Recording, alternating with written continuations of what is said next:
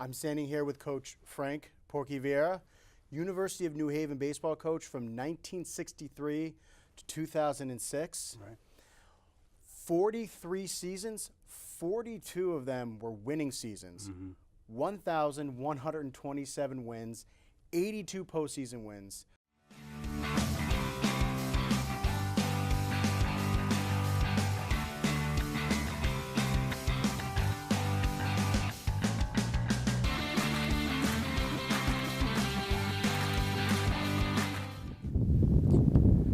It was here on this field where Coach Frank Porky Vieira became a legend in college baseball. For over 40 years, he helmed this field for the University of New Haven. With over 1,000 wins and 2 College World Series finals, he definitely accomplished a lot. I had a chance to sit down with him and discuss his career, his secrets to coaching, and how he's impacted people throughout his career. What's it like starting a baseball program from the start, like from the ground up? It's tough, but at the same time, again, a little bit luck. All the local kids back then in the city played baseball. You know, and that's why I recruited. I recruited Scarpolino, Punzo, Anquilleri, all local kids. Mm-hmm. And, you know, and they were tough, hard-nosed kids because of that time, the 60s. Yeah. So we were successful, bang, off the beat. One of the players Coach Vieira mentions, Sal Punzo, talks about being recruited for the inaugural baseball season at New Haven College. Played for Wilbur Cross. One day at practice, it was a warm, sunny day. He came down. Well, actually, Don Omrod came down, and he came over to one of our practices at Rice Field, and he said he asked myself and Phil Scarpolino if we would like to come to UNH and play baseball. And so we said, yeah, that would be a great opportunity for us. And that's basically where it initiated. One of the biggest keys to Coach Vieira's success was the relationship with his players. He paid attention to them, learned their personalities, and it helped him get the best out of them. Again, you coached thousands of players. Did you have a different approach to coaching different players? Did everybody have to be coached different? Or No question about that. Mm-hmm. I think the point you made before we were talking, that, you know, you have to know the kid, and you have to know how to get him to play the best he can. So each kid is different in some respects. Did you know that as the season was going, or, you know, when you were doing your recruiting, sitting down with them and their parents, did you know off the bat? I think a combination of that. You're Yeah. Because some kids are, you know, really excitable and so forth. Other kids, great players, are just low-keyed. You know, the personalities are different. But the key is to get them, you know, off the field. They have to act like one, but, you know, let them socialize who they want to socialize with. No rules like that. That was my philosophy. It was a really great one. I was more of a laid-back person, you know, didn't say much, you know, listened, you know, did what he said to do, or at least I tried to do. You know, very, very low-key individual. When you're a small guy growing up in Bridgeport, Connecticut, you have to learn to be tough. A story about him featured in Sports Illustrated proved just that. It's from University of Hartford coach Dan Gooley. We beat New Haven 6-2, and we were scheduled to play them again 3 days later. The day before the game, UNH practiced in freezing cold weather, and Frank saw a pitcher blowing on his hands. Frank stopped practice, took off his jacket, his sweatshirt, and his shirt, and hit fungos bare-chested for 2 hours. The next day, they beat us 16-2.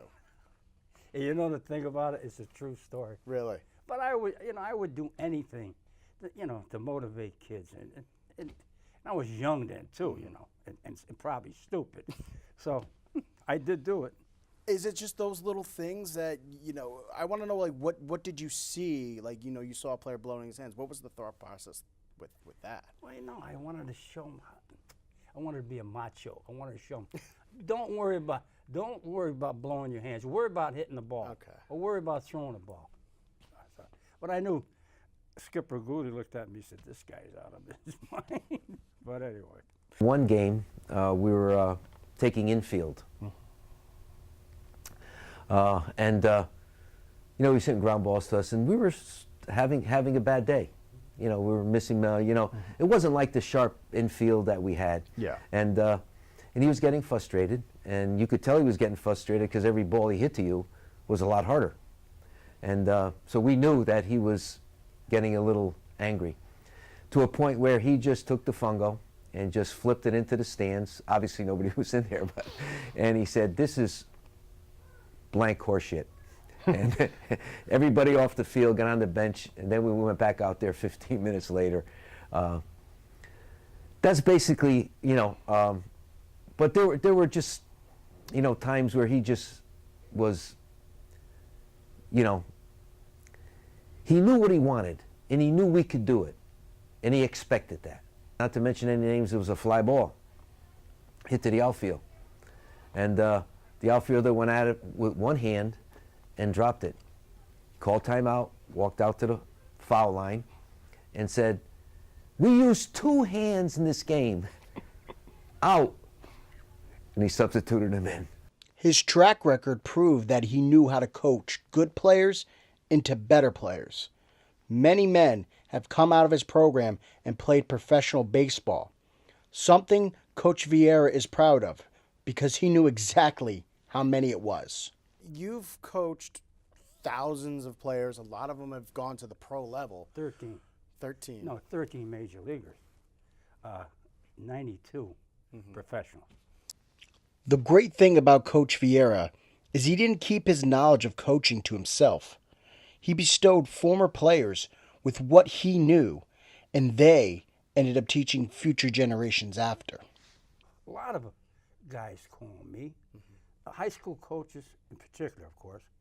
You know, I've only had a few. I had one at Berlin. I've had a few head coaches, but a lot of them also went in as volunteers and, you know, continue to do anything they could in baseball. To this day, I believe that. Well, I told him, I said, Coach, you know, the game situations are pretty much common sense. You know, you sort of being around the game. I said, but I really need to develop practices where I can get the most out of kids and not stay out there 2 hours or 3 hours and really do nothing. So he guided me, he told me exactly what to try and do and stuff like that. Obviously, you know, it's you know, your personnel at that time, you adjust your practices to what you have. But as soon as I called him, you know, my grandkids went to him for instruction. You know, I mean, he was like a father image back then. Coach Vieira faced thousands of battles on the baseball field, but probably his most difficult was the one he faced off a field when he was diagnosed with cancer. Your own personal battle when you were going through cancer. Yeah. Just kind of give me a little bit what that time was like for you. Ooh, it's really tough to explain, you know. You know, I forget what kind, but anyway, it's tough, and it's just it just changes you mentally, you know. If I told you I wasn't frightened, I'd be lying. You know, so, you know, I was lucky I got rid of it, but. I mean, again, you've had thousands of players and former coaches and just all these type of. What kind of support did you get from former players, former coaches, or when you were going through cancer? Oh, a lot. Yeah. A lot of attention and so forth. But, you know, I was kind of like, you know, take it easy, you know. You know, don't worry about it. So, I don't know. But I hope it doesn't happen again. A piece of history that you might not know is that he once played an exhibition basketball game against NBA legend Wilt Chamberlain, a story that he still loves to tell so many years later. I mean, I get more stuff on that like you can't play. I bet you have 15 different photos, different pictures. The reason I didn't have. The truth is, John, I didn't bat an eyelash. Yeah. You know, he was 7 foot something. I mean, I know. I think at the time he was a freshman at Kansas, right? Exactly. And at the time, I'm sure you think, oh, tall but great player. But now, as you reflect so many years, he scored 100 points in a game. He's an NBA legend. Right. Do you kind of, as time, as his career ran along, I want to know, like, that guy, the guy who scored 100 points, yeah, I outscored him in a game. No, I never. You know, everybody will come up to me and say that. Yeah. But I could care less. I like one of the things you said about it. He grabbed the ball. He was dribbling the ball, and you went under his legs. I know. It's a true story. I did it at the Catskills. Yeah. And, you know, at that time, John, they would pay all the people at night. That was their night entertainment. And they would put up $5, you know, pool the whole money, and whoever got the right winner of the game, the right scores, won the prize.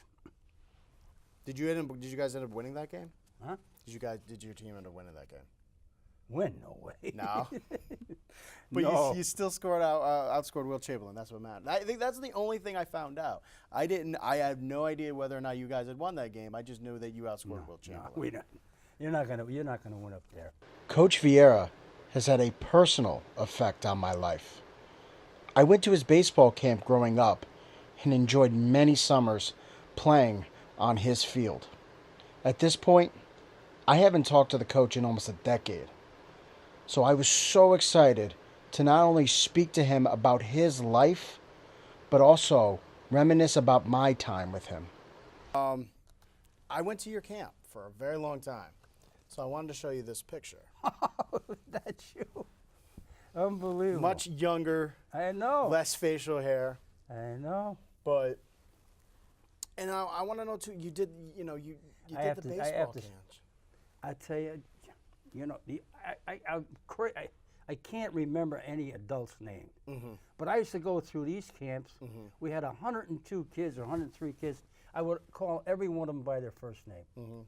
And yet, I don't remember 10 adults. But young kids that you want to see develop, it's entirely different. So what's just to make them feel like, holy mackerel, you know. Even the parents used to comment, oh, how did this guy gets that close to the kids? And that's how I always felt when I was going to your camp. I mean, you used to call me John, and you used to call me Lefty. Yeah, oh, jeez. I always had something different for each kid. Yeah, and and you know what, as I'm older now, I fortunately don't play baseball anymore. Reach up, to me, is something that I always, your voice telling me to reach up with the bat. Get your hands started. Yeah, to me, it's just always, I don't know why. I'll watch a baseball game and I'll just look and I could just picture you in my head. Here, reach up. Yeah. And I remember you always tell me, same thing, swing level, top spin. Exactly. Because it puts the flight onto the ball. Right. How did you coach differently coaching, the camp than you did with? Oh, it was a lot different, you know, a little bit more. I wasn't close to being as what I was with men, with the kids, but that's the difference. That the kids were sensitive, and but at the same time, I always felt the kids want to be led. They want to know the game, and the parents. I never had one complaint from a parent, not one. No. In 33 years. Coach Vieira has had a personal impact on my life. This is why I came here, to try to get to know him, to try to learn him, to sit with him, to talk with him. He's done so much for me in my years as a baseball player, but also as a person. And as you can see, that he's done this for thousands and thousands of men throughout over 40 years of coaching. He is a legend. And no longer he helms this dugout. But every time they look out on that field, they know the impact that he's had here at the University of New Haven.